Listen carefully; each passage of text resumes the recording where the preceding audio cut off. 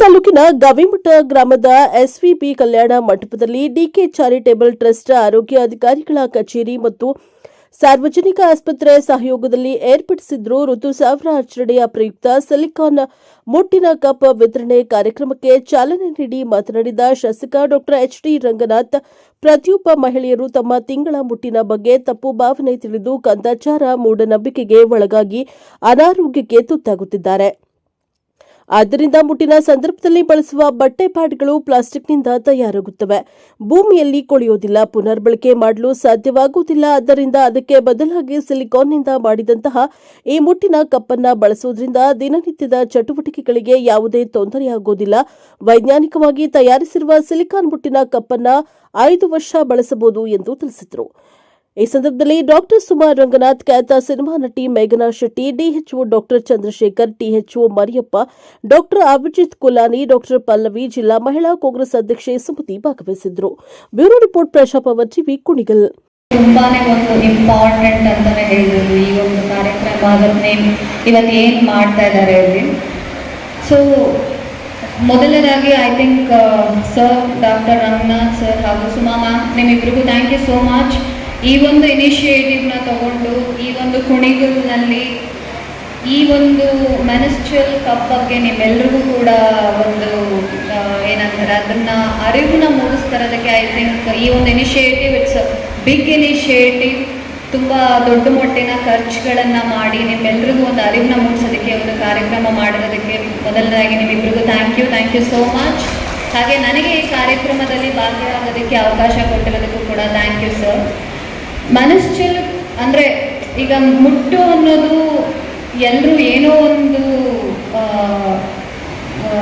ಅಂತ ಅಂದ್ಕೊಂಡ್ಬಿಡ್ತಾರೆ. ಅಂದರೆ ಅದೊಂದು ಥರ ತಪ್ಪು ಅನ್ನೋ ಥರ ಭಾವನೆಗಳು ಬರೋದನ್ನು ನಾನು ತುಂಬ ಕಡೆ ನೋಡಿದ್ದೀನಿ. ಏನೋ ಅಂದರೆ ಮನೆಯಿಂದ ದೂರ ಇರಬೇಕು, ಅಡುಗೆ ಮನೆಗೆ ಬರಬಾರ್ದು, ಅದು ಮಾಡಬಾರ್ದು, ಇದು ಮಾಡಬಾರ್ದು, ಎಲ್ಲ ಕಡೆ ಅದು ತುಂಬಾ ಇದೆ. ಬಟ್ ಅದೊಂದು ಕಲ್ಚರ್. ಸೊ ಅದು ತಪ್ಪು ಅಂತಲೂ ಹೇಳೋದಕ್ಕಾಗಲ್ಲ.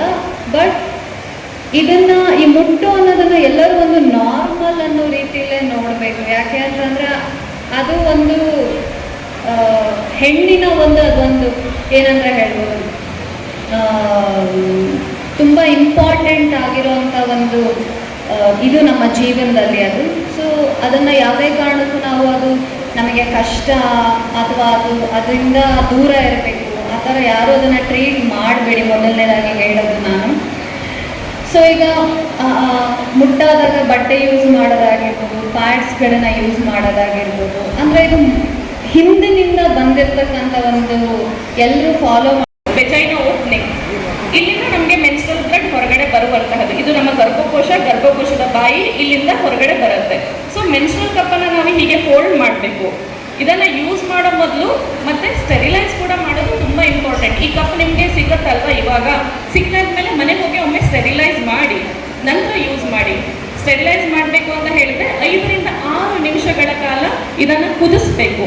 ಈಗ ನಿಪ್ಪಲನ್ನು ಹೇಗೆ ಸ್ಟೆರಿಲೈಸ್ ಮಾಡ್ತಾರಲ್ಲ ಆ ಥರನೇ ಇದನ್ನು ಕುದಿಸಿ ಸ್ಟೆರಿಲೈಸ್ ಮಾಡಿ ನಂತರ ಇದನ್ನು ಕಪ್ಪನ್ನು ಹೀಗೆ ಫೋಲ್ಡ್ ಮಾಡಿ. ಹೀಗೆ ಫೋಲ್ಡ್ ಮಾಡಿದರೆ ಇದು ಪಂಚಗೌನ್ ಅಂತ ಹೇಳ್ತಾರೆ, ಒಂದು ಬೆರಳಿನ ಸೈಜ್ಗೆ ಬರುತ್ತೆ ಇಷ್ಟೇ. ಅಥವಾ ಇದನ್ನು ಅರ್ಧಕ್ಕೆ ಫೋಲ್ಡ್ ಮಾಡಿದ್ರೆ ಇದು ಸಿ ಆಕಾರಕ್ಕೆ ಬರುತ್ತೆ, ಇದು ಸಿ ಫೋಲ್ಡ್ ಅಂತ ಹೇಳ್ತಾರೆ. ಹೀಗೆ ಫೋಲ್ಡನ್ನು ಮಾಡಿಬಿಟ್ಟು ನಂತರ ಒಂದು ಕಾಲು ಮೇಲೆ ಇಟ್ಟು ಅಥವಾ ಸ್ಕ್ವಾಟ್ ಪೊಸಿಷನಲ್ಲಿ ಕೂತ್ಕೊಂಡು, ನಾನು ಆಲ್ರೆಡಿ ಹೇಳಿದಾಗೆ ಇದು ನಮ್ಮ ವೆಜೈನಾ ಓಪನಿಂಗ್, ಹೀಗೆ ಕಪ್ಪನ್ನು ಇನ್ಸರ್ಟ್ ಮಾಡಿ ಬಿಟ್ಬಿಡ್ತೀವಿ. ಏನಾಗುತ್ತೆ, ಇದು ಕಪ್ ಒಳಗಡೆ ಹೋದ್ಮೇಲೆ ವ್ಯಾಕ್ಯೂಮ್ ಕ್ರಿಯೇಟ್ ಮಾಡಿ ಕೂತ್ಕೊಳ್ಳುತ್ತೆ. ಹಾಗಾಗಿ ಒಂದು ಡ್ರಾಪ್ ಸಹಿತ ಹೊರಗಡೆ ಬರಲ್ಲ. ಜಂಪ್ ಮಾಡಿ, ಸ್ವಿಮ್ಮಿಂಗ್ ಮಾಡಿ, ಡ್ಯಾನ್ಸ್ ಮಾಡಿ, ಏನೇ ಮಾಡಿದ್ರು ಸಹಿತ ವ್ಯಾಕ್ಯೂಮ್ ರಿಲೀಸ್ ಆಗೋವರೆಗೂ ಒಂದು ಡ್ರಾಪ್ ಹೊರಗಡೆ ಬರಲ್ಲ, ಮತ್ತು ಕಪ್ ಎಲ್ಲೂ ಕೆಳಗಡೆ ಬಿದ್ದು ಹೋಗಲ್ಲ. ಪ್ರತಿ 12 ತಾಸಿಗೊಮ್ಮೆ ಇದನ್ನು ಚೇಂಜ್ ಮಾಡಿದ್ರೆ ಆಯಿತು. ಪ್ಯಾಡ್ ಆದರೆ ನಿಮಗೆ 6 ಅವರ್ಸಿಗೆ ಚೇಂಜ್ ಮಾಡಬೇಕಾಗತ್ತೆ. ಬಟ್ ಕಪ್ ಆದರೆ ನಿಮಗೆ 12 ತಾಸುವರೆಗೆ ಇಟ್ಕೋಬಹುದು. ರಿಮೂವ್ ಮಾಡಬೇಕಿದ್ರೆ ಈ ಸ್ಟೆಮ್ಮನ್ನು ಹಿಡಿದು ಎಳಿಬಾರ್ದು. ಸ್ಟೆಮ್ ಏನು ಬಾಲ ಇದೆಲ್ಲ, ಈ ಸ್ಟೆಮ್ಮನ್ನು ಹಿಡಿದು ತೆಗಿಬಾರ್ದು. ಈ ಬೇಸ್ ಏನಿದೆಲ್ಲ, ಈ ಬೇಸನ್ನು ಹಿಡಿದು ಪಿಂಚ್ ಮಾಡಿದಾಗ ವ್ಯಾಕ್ಯೂಮ್ ರಿಲೀಸ್ ಆಗುತ್ತೆ. ತೆಗೆದು ವಾಶ್ ಮಾಡಿ ಮತ್ತೆ ಪುನಃ ಇನ್ಸರ್ಟ್ ಮಾಡಿದ್ರೆ ಆಯಿತು. ಸೊ ಹೀಗೆ ಒಂದು ಕಪ್ಪನ್ನು ನಾವು 5 ವರ್ಷಗಳ ಕಾಲ ಮರುಬಳಕೆ ಮಾಡ್ತೇವೆ. ನೀವು ಬಿಸಿನೀರಲ್ಲಿ ಕುದಿಸ್ಬಿಟ್ಟು ಮತ್ತೆ ಯೂಸ್ ಮಾಡ್ಕೋಬೋದು. ಸೊ ಇದು ತುಂಬ ಸಾಫ್ಟ್ ಸಿಲಿಕಾನ್ ಮೆಟೀರಿಯಲಿಂದ ಆಗಿರುತ್ತೆ. ಸೊ 3 ಸೈಜಲ್ಲಿ ಬರುತ್ತೆ ಅಂತ ಹೇಳಿದ್ದೀನಿ. ಸೊ ಇದನ್ನು ಬಳಕೆ ಮಾಡಿ ನೀವು ನಮ್ಮ ಏನು ಎನ್ವೈರ್ಮೆಂಟ್ ಇದೆ, ಇದು ನಮ್ಮ ಕಪ್ಪು. ಸೊ ಇದನ್ನು ಬಳಕೆ ಮಾಡಿ ನಮ್ದು ಏನು ಪರಿಸರದ ಮಾಲಿನ್ಯ ಇದೆ ಅದನ್ನು ನಾವು ಸ್ವಚ್ಛ ಇಟ್ಕೋಬೋದು. ಆಮೇಲೆ ನಿಮ್ಮ ಆರೋಗ್ಯನೂ ನಿಮ್ಮ ಕೈಲಿ ಚೆನ್ನಾಗಿ ಇಟ್ಕೋಬೋದು. ಸೊ ಇದು ಕಪ್ಪು. ಇದು ಈಗ ತೋರಿಸ್ತಾರೆ ಹೆಂಗೆ ಇನ್ಸರ್ಟ್ ಮಾಡಬೇಕು, ಹೆಂಗೆ ಹಾಕೋಬೇಕು, ಯಾವ ಥರ ಸೈಜ್ ಸೆಲೆಕ್ಟ್ ಮಾಡಬೇಕು ಅಂತ ಹೇಳ್ಕೊಡ್ತಾರೆ. ಸೊ ಅದ್ರ ಪ್ರಕಾರ ನೀವು ಸೆಲೆಕ್ಟ್ ಮಾಡ್ಕೊಂಡು ಹಾಕೊಂಡ್ರೆ ನಿಮ್ಗೆ ತುಂಬ ಕಂಫರ್ಟಬಲ್ ಆಗಿರ್ತೀರ, ನಿಮ್ಮ ಆರೋಗ್ಯನೂ ಚೆನ್ನಾಗಿರುತ್ತೆ. ನೀವೇನು ಕೆಲಸ ಬೇಕಾದ್ರೂ ಮಾಡ್ಬೋದು. ಸೊ ನಡಿಬೋದು, ವಾಕಿಂಗ್ ಮಾಡ್ಬೋದು, ಸ್ವಿಮ್ಮಿಂಗ್ ಮಾಡ್ಬೋದು, ಕುತ್ಕೊಳ್ಬೋದು. ಸೊ ನಿಮ್ಗೆ ಯಾವಾಗಲೂ ಅದನ್ನು ತೆಗ್ದು ಬಿಸಾಕಿ ಪ್ಯಾಕೇಜ್ ಮಾಡಿ ಎಸಿಬೇಕು ಅಂತ ಅನ್ಸೋದಿಲ್ಲ. ಪ್ಯಾಡ್ಸ್ ಥರ ಅದು ಪ್ಲಾಸ್ಟಿಕ್ ಮೆಟೀರಿಯಲ್ ಅಲ್ಲ. ಸೊ ಇದನ್ನು ಆರಾಮಾಗಿ ನೀವು ಬಳಕೆ ಮಾಡ್ಬೋದು. ವಾಶ್ ಮಾಡೋದು ಹೆಂಗೆ ಅಂತಲೂ ಹೇಳ್ಕೊಡ್ತಾರೆ. ಸೊ ಇದನ್ನೆಲ್ಲ ತಿಳಿಸ್ಕೊಟ್ಟು ನಿಮಗೆ ಬರಲಿಕ್ಕೆ ಅಂತ ಎಲ್ಲರೂ ಬಂದಿದ್ದೀವಿ. ಸೊ ಎಲ್ಲ ಅರ್ಥ ಆಗಿದೆ ಅಂತ ಅಂದ್ಕೊಂಡಿದ್ದೀನಿ. ಅರ್ಥ ಆಗಿದೆಯಾ? ಏನಾದರೂ ಕ್ವಶನ್ಸ್ ಇದೆ ನಾನು ಕೇಳೋಕ್ಕೆ? ಏನೇ ಇಲ್ವಾ? ಯಾಕೆಂದರೆ ಇಲ್ಲಿ ಅಜ್ಜಿನಿಯರಿಗೆ ಅಲವೆನ್ಸ್ ಇಲ್ವಲ್ಲ, ಇದು ಮೆನ್ಸ್ಟ್ರಲ್ ಆಗೋಗಿರುತ್ತಲ್ವ. ಸೊ ಪೋಸ್ಟ್ ಮೆನೋಪಾಸಲ್ ಅಂತಲೂ ಕರಿತೀವಿ, ಅದು ಬೇರೆ ಥರ ಇರುತ್ತೆ. ಬಟ್ ಇವಾಗ ಬಂದಿರೋದು ನಮ್ಮ ಕಪ್ಗೋಸ್ಕರ. ಸೊ ಈ ಕಪ್ನ ಬಳಕೆ ಮಾಡಿ ಅಡ್ವಾಂಟೇಜ್ ತಗೊಳ್ಳಿ. ನಿಮ್ಮ ಶಾಸಕರಿಗೆ ಒಂದು ಕೃತಜ್ಞತೆ ಹೇಳ್ತಾ ನನ್ನ 2 ಮಾತುಗಳನ್ನ ನಡೆಸ್ತಾ ಇದ್ದೀನಿ. Thank you. ಹಲವಾರು ವರ್ಷದಿಂದ ಆ ಪದ್ಧತಿಗಳು ಬಂದಂಥದ್ದನ್ನು, ಮೂಢನಂಬಿಕೆಗಳನ್ನು ಆಧುನಿಕ ಪ್ರಪಂಚದ ಬದಲಾವಣೆಗೆ ನಾವು ಪ್ರಯತ್ನ ಮಾಡಲಿಲ್ಲ ಅಂದರೆ ನಾವು ಹುಟ್ಟಿ ಇವತ್ತು ದಿನ ನಾನೊಬ್ಬ ಶಾಸಕನಾಗಿ ಎಲ್ಲೋ ಸೋಗ್ತೇನೆ ಅನ್ನೋ ಒಂದು ಮನೋಭಾವನೆಯಲ್ಲಿ ನಾನು ಈ ಜೈಟಿದ್ದೇನೆ. ಇವತ್ತು ನಿಮ್ಗೆಲ್ಲರಿಗೂ 10 ನಿಮಿಷ ನಾನು ತೆಗೆದುಕೊತೀನಿ. ಅಲ್ಲಿವರೆಗೂ ನಾನು ಸ್ವಲ್ಪ ನಿಮ್ಮ ಗಮನ ನನ್ನ ಕಡೆ ಇರಬೇಕು. ನನ್ನ ಹತ್ರ ಗೊಲ್ರಟ್ಟಿ ಅಂತ ಕಾಲೋನಿ ಇದೆ. ಗೊಲ್ರಟ್ಟಿ ಕಾಲೋನಿಲಿ ಈಗಲೂ ಸಹ ಮುಟ್ಟಾದಂಥ ವ್ಯವಸ್ಥೆಯಲ್ಲಿ ಸುಮಾರು 4 ದಿನ 5 ದಿನ ಮನೆಯಿಂದ ಹೊರಗಡೆ ಆಗ್ತಾರೆ. ಇದು ನನಗೆ ಯಾಕೋ ಮನಸ್ಸಿಗೆ ವಿರುದ್ಧವಾದಂಥ ವ್ಯವಸ್ಥೆ ಇದೆ. ನನಗೆ ಸಮಾಧಾನ ಇಲ್ಲ. ಇದು ಲಾಸ್ಟ್ ಟೈಮು ನಾನು ಡಾಕ್ಟರ್ ಸುಮಾನ ಕರ್ಕೊಂಡು ಗೊಲ್ರೊಟ್ಟಿಗಳೆಲ್ಲ ಹೋಗಿದ್ದೆ ನಾನು. ಮೆಗಾ, this is for a kind information. Still they keep them in a separate houses. They don't take to home. ಮುಟ್ಟು ಅನ್ನೋದು ವಾಸ್ತವಿಕವಾಗಿ, ನೈಸರ್ಗಿಕವಾಗಿ ದಿನನಿತ್ಯ ಸಾಮಾನ್ಯ ಮಹಿಳೆಯರಲ್ಲಿ ನಡೆಯುವಂಥ ಪ್ರಕ್ರಿಯೆ.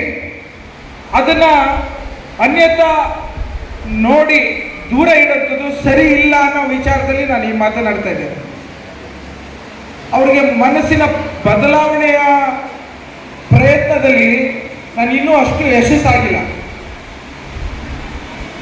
ಹಾಗೇನೆ ಸಾಕಷ್ಟು ಜನ ಇವತ್ತು ಕೆಲಸಕ್ಕೆ ಹೋಗ್ತಾರೆ. ಸಾಕಷ್ಟು ಜನ ಆಚೆ ಹೊರಗಡೆ ಓಡಾಡೋಂಥದ್ದು ಜವಾಬ್ದಾರಿ ಜಾಸ್ತಿ ಆಗಿದೆ.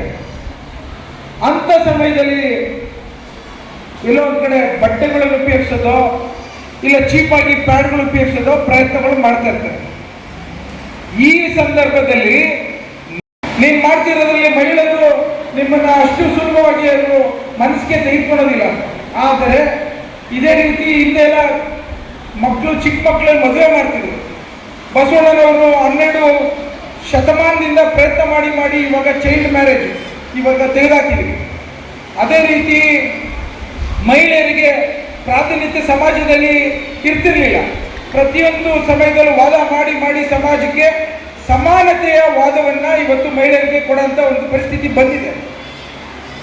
ಆಸ್ತಿ ವಿಚಾರದಲ್ಲಿ ಮಹಿಳೆಯರಿಗೂ ಪ್ರಾತಿನಿಧ್ಯ ಕೊಡಬೇಕು ಅಂತೇಳಿ ಪುರುಷನ ಪ್ರಾತಿನಿಧ್ಯದ ಸಮಾಜದ ತೊಡುಗೆನ ಇವತ್ತು ಒತ್ತಿದ್ದೇವೆ.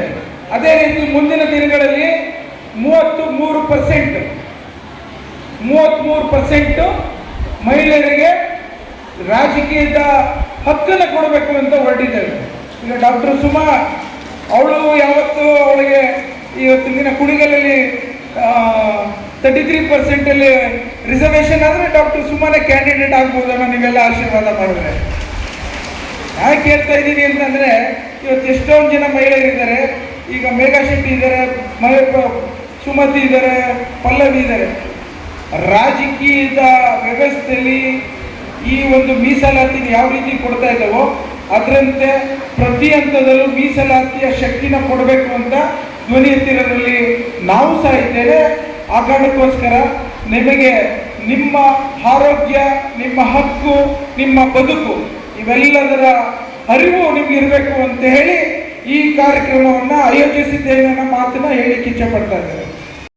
ಯಾವುದೋ ಒಂದು ನಮ್ಮ UPA ಸರ್ಕಾರ ಇದ್ದಾಗ ಒಂದೇ ಒಂದು ಸಣ್ಣ ಸ್ಟ್ರೈಕಿಗೆ ಏನು ಭಾಳಷ್ಟು ಜನ BJPಯವರು ಮಂತ್ರಿಗಳಿಂದ ಆದಿಯಾಗಿ ಎಲ್ಲ ನಾಯಕರುಗಳು ಬಂದು ಪ್ರೊಟೆಸ್ಟ್ ಮಾಡಿದರು, ಬೀದಿಗಿಳಿದ್ರು. ಇವತ್ತಿನ ದಿನ ಒಬ್ಬ ಯುವಕರು ಬಂದು ನಮಗೆ ಸೋರಿಕೆ ಆಗಿರೋಂಥದ್ದನ್ನು ಉತ್ತರ ಕೊಡಿ, ಅದಕ್ಕೆ ಏನಾರು ಮಾಡಿ ಇದು ಸುಧಾರಣೆ ಮಾಡಿ ಅಂತ ಕೇಳೋದಕ್ಕೆ ಪೊಲೀಸ್ ಮೂಲಕ ಪೆಟ್ಟೇಟಿನ ಮೂಲಕ ಉತ್ತರ ಕೊಡ್ತಾ ಇದ್ದಾರಲ್ಲ, ಇದೆಷ್ಟು ಸರಿ ಅನ್ನೋದನ್ನು ನೀವು ಆಲೋಚನೆ ಮಾಡಬೇಕಿದೆ. ಒಬ್ಬರಿಗೆ ರೈತರುಗಳು ಎಲ್ಲ ಸ್ಟ್ರೈಕ್ ಮಾಡಿದಾಗಲೂ ನಮ್ಮ ಪ್ರಧಾನಮಂತ್ರಿಗಳಾಗಲಿ BJP ಸರ್ಕಾರ ಕೇರ್ ಮಾಡಿರಲಿಲ್ಲ. ಈಗಲೂ ಸಹ ಪಾಪ ಅವ್ರ ಸಮಸ್ಯೆಯನ್ನು ಅಟೆಂಡ್ ಮಾಡ್ತೇವೆ, ನಿಮಗೆ ಸೊಲ್ಯೂಷನ್ ಕೊಡ್ತೇವೆ ಅಂತೆಲ್ಲ ವಾಗ್ದಾನ ಕೊಟ್ಟಿದ್ರು. ಅದು ಇವತ್ತು ಹರಿಯಾಣದವರು, ಪಂಜಾಬ್ ಅವರು 1 ವರ್ಷ ಆಯಿತು, ನಮಗೇನು ಉತ್ತರ ಸಿಕ್ಕಿಲ್ಲ ಅಂತೇಳಿ ಒಂದು ಪ್ರತಿಭಟನೆ ಶುರು ಆಗಿದೆ. ಅದು ದಮನ ಮಾಡೋಂಥ ಮತ್ತೊಮ್ಮೆ ಶುರು ಮಾಡೋಂಥದ್ದು BJPಯವರು ಮಾಡ್ತಾರೆ.